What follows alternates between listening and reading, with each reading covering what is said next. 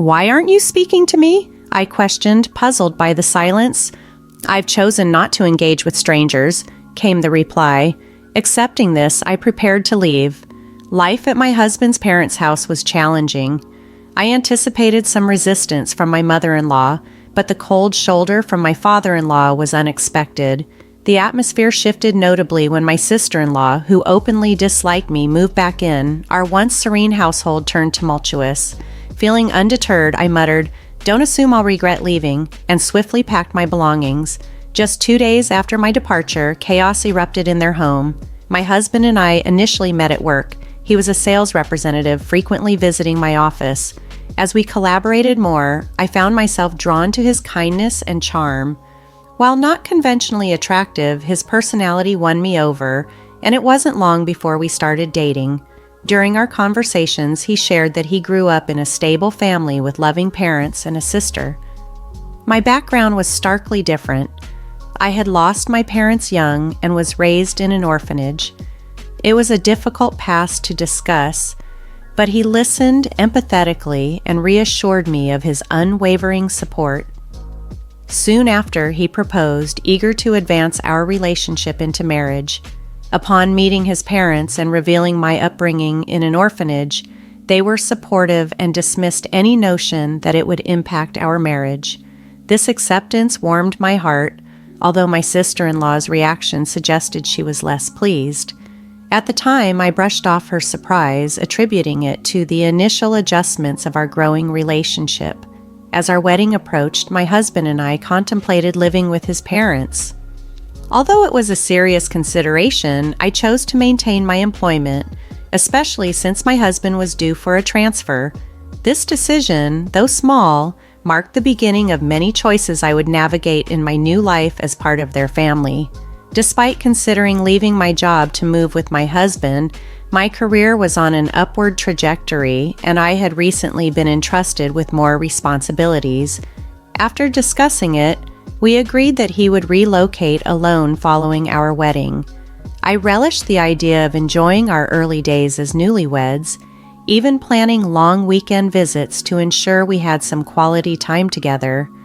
Moving in with my in-laws right after marrying felt overwhelming, but my husband seemed more at ease with the arrangement, likely hoping it would alleviate his mother's concerns. Since I had lost my parents at a young age, the prospect of being part of a family was appealing, and over time I had grown fond of my in-laws despite the challenges of balancing work and family life. One day, an unexpected situation arose that tested our otherwise content living situation. It began when my usually bossy and anxious mother-in-law was out shopping and I was preparing to clean on my day off.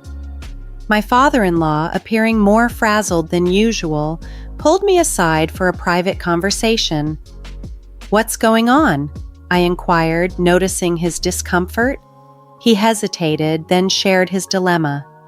"I need to take some time off work," he confessed, explaining how workplace stress and health issues were taking a toll on him. He worried about my mother-in-law's reaction. She was generally caring but prone to anxiety and could be overly critical. For instance, when he had previously taken a sick day, she had chastised him for not being more career-focused like his co-workers. My father-in-law had always been slender, but I noticed he had lost even more weight recently. Despite needing a break, he feared my mother-in-law's reaction to any mention of time off, especially since they depended on the extra income from his overtime hours. Reluctantly, he revealed that he had been sneaking out to see a doctor, and now, faced with the necessity of a break from work, he was in a bind. "If I tell her, she might leave me," he confided, a hint of desperation in his voice. The thought pained me. My in-laws had welcomed me with open arms, regardless of my past in an orphanage, and I felt a strong desire to support them.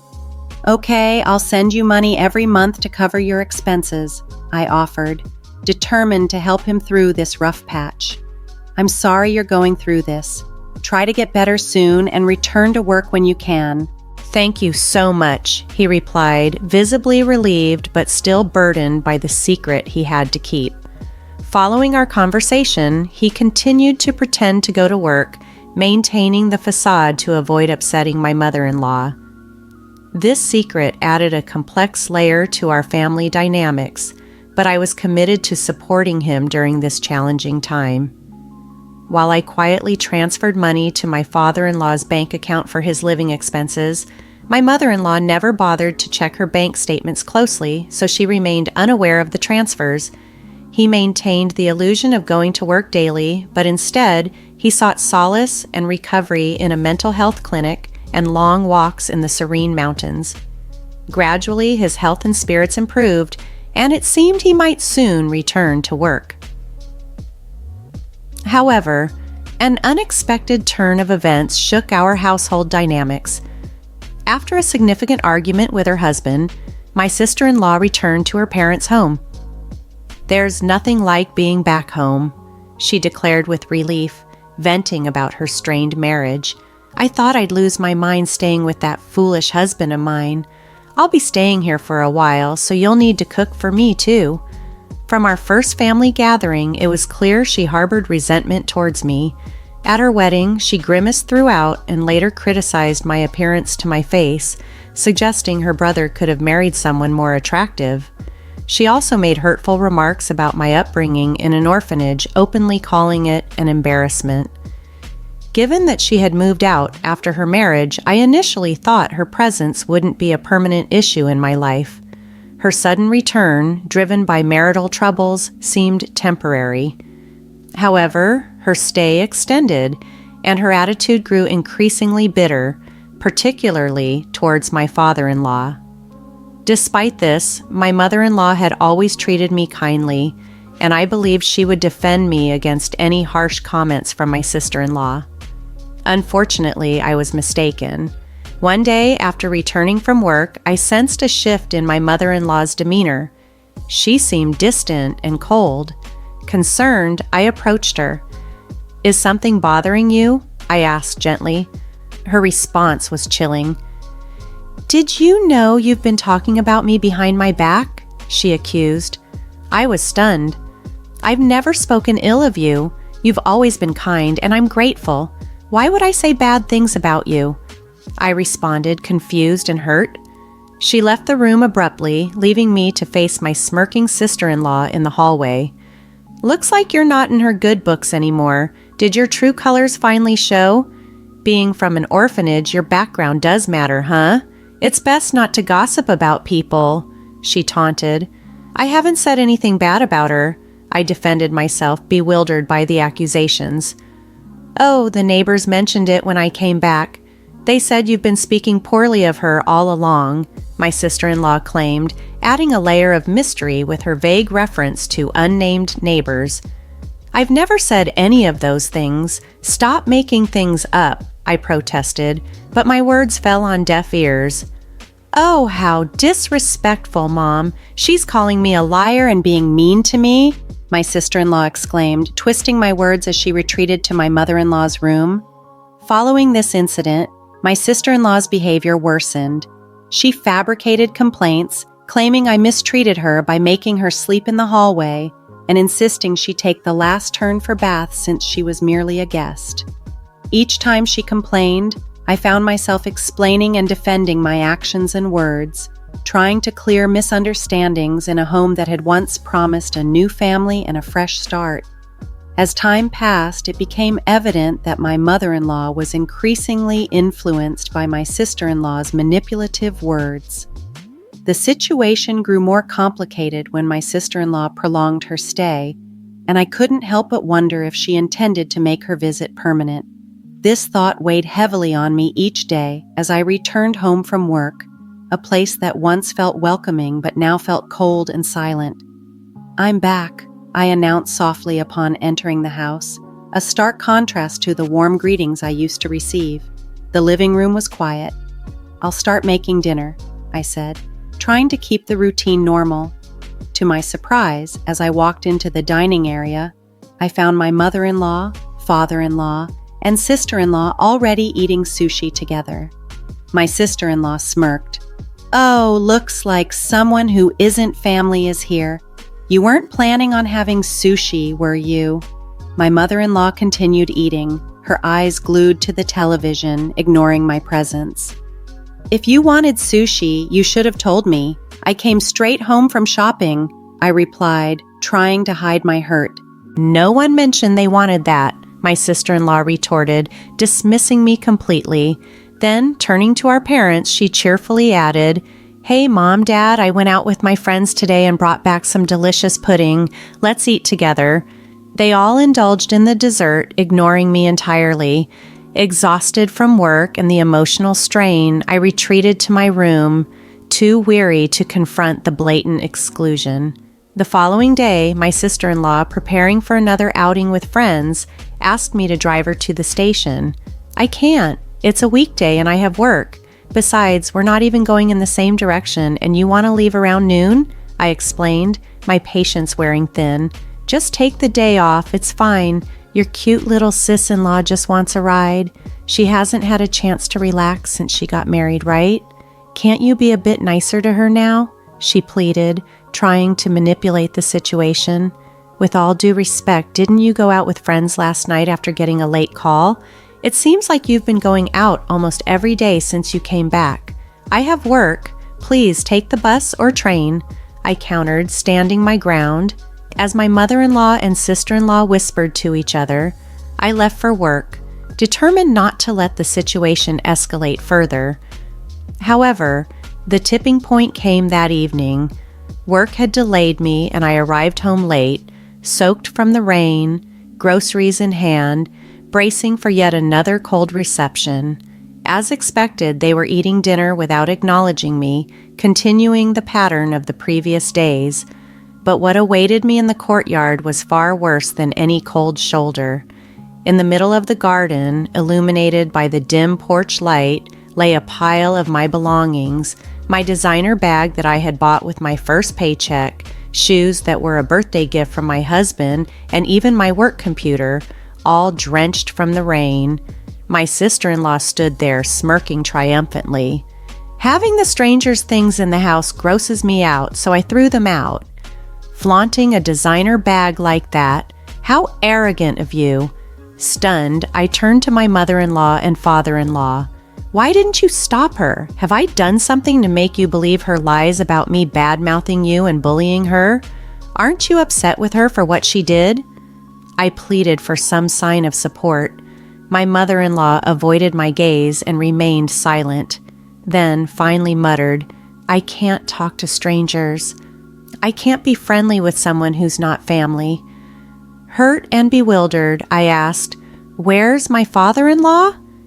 He had been the one I supported during his time off, the only one who seemed to appreciate my efforts to blend into this family. As the silence stretched on, the harsh reality of my situation became painfully clear. I had been managing the finances in our household, a task I undertook out of gratitude for being welcomed into the family. But when conflict arose, I found myself longing for some support, especially from my father-in-law, whom I had financially supported during his time off. As the tensions escalated, I hoped he would stand by me, but when the moment came, he merely walked past without a word and retreated to his room. "That's it for me," I murmured to myself, feeling a mix of resignation and resolve. My sister-in-law, seizing the opportunity to twist the knife further, sneered, "Oh, are you upset? I'm sorry, not. Honestly, I never liked you from the start, you know, coming from an institution and all. Just don't regret leaving." "Good riddance," I retorted sharply. The decision was clear, it was time to leave. I quickly packed my belongings, aware that even though my father-in-law might worry about losing my financial support, he didn't make any move to stop me or defend me. His silence was the final straw. Driven by a need to escape the toxic environment, I didn't even discuss these issues with my husband before leaving. I suspected that my mother-in-law hadn't informed him of my sister-in-law's return or the ensuing conflicts. If he had known, surely he would have reached out, knowing the strained relations between us. But there had been no word from him on the matter. and a part of me feared that perhaps he too was influenced by his family's narrative. With a heavy heart, I got into my car and drove straight to my husband's new job location far away. All the while, doubts about his loyalty and our future together clouded my mind. Perhaps he sided with his family, I feared, and if so, could divorce be the only solution? Upon arriving at his apartment, he wasn't home yet, likely held up by end-of-month work. As I waited, the lights in the apartment signaled my arrival, and soon my husband walked in, surprised and delighted. "What? You're here? You should have told me you were coming. I would have come back sooner. What a pleasant surprise." His face lit up with a genuine smile, a stark contrast to the coldness I'd faced at his family's home. The mix of relief and humiliation overwhelmed me, and tears started to form. "What's wrong? Did I do something? Seriously, what's going on?" he asked, his concern palpable. Taking a deep breath, I began to explain everything. I told him about supporting his father during his medical leave, his sister's return and prolonged stay, her lies that turned his mother against me, and the cold treatment that escalated to my belongings being left out in the rain. Through tears and pauses, I laid bare the painful reality of my days with his family. After hearing everything, my husband was apologetic. He regretted being too wrapped up in work to notice the signs and deeply lamented his family's behavior towards me. He assured me that I wouldn't have to return to that house or interact with them if I chose not to. His response provided a sliver of hope that perhaps, with his support, we could navigate through this turmoil together. Despite the possibility of forgiveness someday, my husband was resolute about severing ties with his parents and sister. He also firmly declared that he would cease all financial support to his father. That night, I felt an immense burden lift from my shoulders. The stress I had been carrying dissolved, and I slept soundly beside him for the first time in ages. After leaving my in-laws' house, I never returned. Commuting to my husband's out-of-state location wasn't feasible, but fortunately, I had already arranged with my company to work remotely. My job didn't require constant office presence, and many of my colleagues were also working from home, although I still needed to visit the office a few times each month. Some of my colleagues lived even farther away, so remote work was a well-established practice. Living under the same roof as my in-laws and enduring my sister-in-law's antagonism had kept me from truly enjoying married life. Now, as we settled into our new routine, it felt like we were finally starting our lives as newlyweds. I was setting up my remote workstation when unexpectedly my sister-in-law reached out to me. It turned out that the day after I left, it was my father-in-law's payday, a day my mother-in-law typically managed by transferring a portion of his paycheck to their household account. This time, however, she was unable to do so, and only then discovered that I had been supporting them financially during his time off. "Hey, why didn't you tell me you were covering the living expenses?" she demanded over the phone. "He asked me not to. He didn't want you to know, so I respected his wishes," I responded, keeping calm. "We're running out of money for living expenses, and there's no one here to cook or do laundry. The place is a mess. As his wife, you need to come back and take care of these things, and send money quickly." "How heartless," she exclaimed. "I've already told you, I have no intention of going back to that house or being treated like your maid. Why should I help people who despise me, ruin my things, and treat me this way? Aren't you his wife?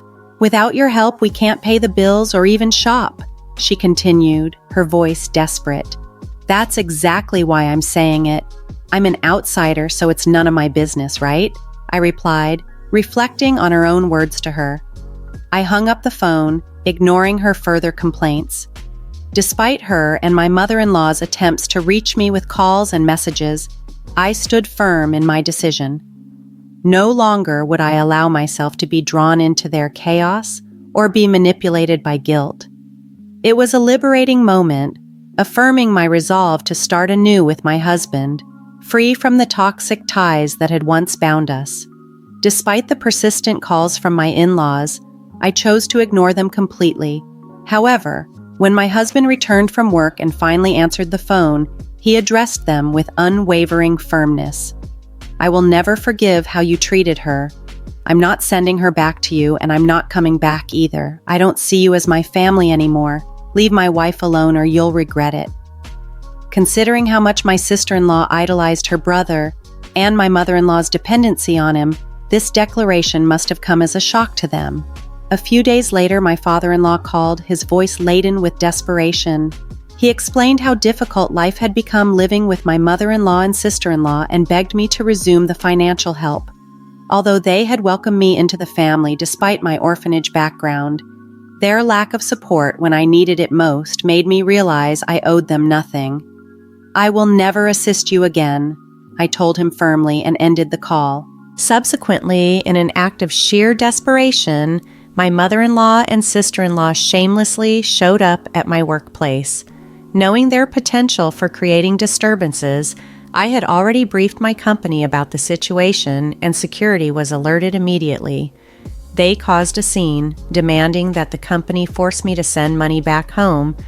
When my husband found out, he was incensed and advised, "Report them to the police." My colleagues were incredibly supportive, encouraging me to focus on my work and my life with my husband, far removed from the toxic environment of my in-laws. The stress took its toll on my father-in-law, whose health declined significantly due to the pressure exerted by my mother-in-law and sister-in-law. Eventually, he had no choice but to quit his job. Meanwhile, my sister-in-law attempted to return to her husband's family, but he refused to take her back. The town quickly caught wind of her dramatic antics at my workplace, exacerbating her already troubled marriage, which promptly led to their decision to divorce. Without any support, my in-laws and sister-in-law moved to a modest apartment and started working part-time jobs to make ends meet. As for my husband and me, we were finally enjoying peaceful, fulfilling days together. Our home became a sanctuary of love and support, far from the strife we had endured.